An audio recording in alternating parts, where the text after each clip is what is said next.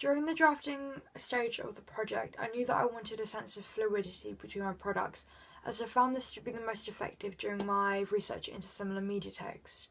So in light of this, I've attempted to create this sense of fluidity across my horror trailer and ancillary texts in numerous ways. Firstly, across all three products, I ensure to highlight the movie's title, which is The Berserker.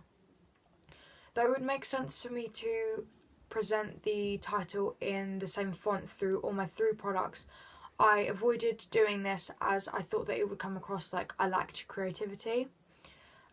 For example, during the last 15 seconds of my trailer, I used the Baskerville font to present the movie title in a glitch effect. However, on my promotional poster, whilst I do use the same font, I changed the effect in that the letters' edges are blurred and mirroring the ghostly skin of the model in the dominant image. And we see this same strategy with real-life media product Hellboy, whose typography at the end of the trailer matches that of its promotional poster.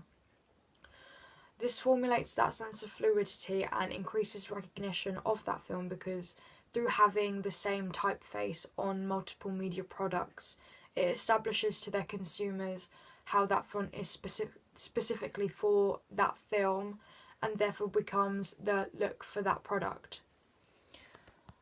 I believe that the dominant image is the anchor point between all my media products, as I've put great emphasis into that character from my teaser trailer.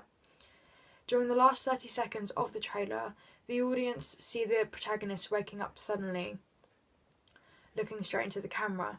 This scene essentially becomes the main inspiration for the presentation of my ancillaries, as I believe it captures the storyline as well as conforming to horror forms and conventions.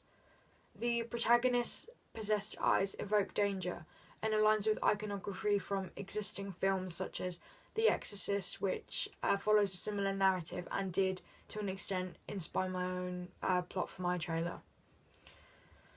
And with the protagonist waking up, becoming possessed at the end of the trailer, I believe that it's something that's going to stick in the mind of my audience, as there's kind of a sense of mystery and that now she's possessed, what's going to happen. And I wanted to reiterate this idea of her becoming possessed through my ancillaries by focusing primarily on her facial features, which highlight her black eyes and her ghostly skin. On my poster, though it's taken from a slightly wider angle than the dominant image from my magazine cover, I edited her eyes to mimic the same look from the front cover, which is the blacked out marble eyes.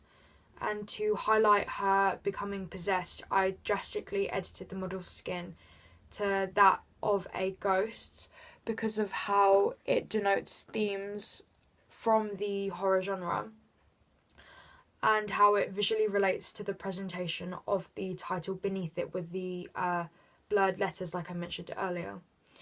In regards to the magazine cover, the shot is at a much closer angle and I believe more personal to the audience as the trailer because of how the protagonist is staring down at the camera like she is in the trailer, making it feel like she is staring directly at the audience.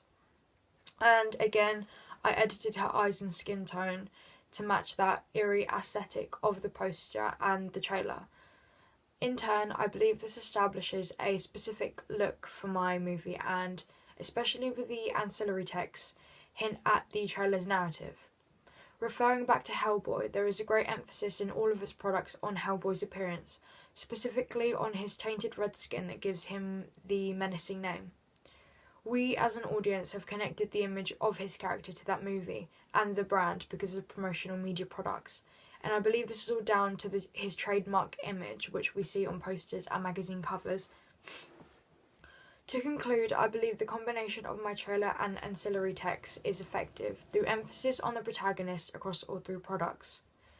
I've ensured that the model is a focal point with both ancillary text, but heavily contrasting her features against a black background, highlighting her new possessed persona, which the trailer alludes to at the end.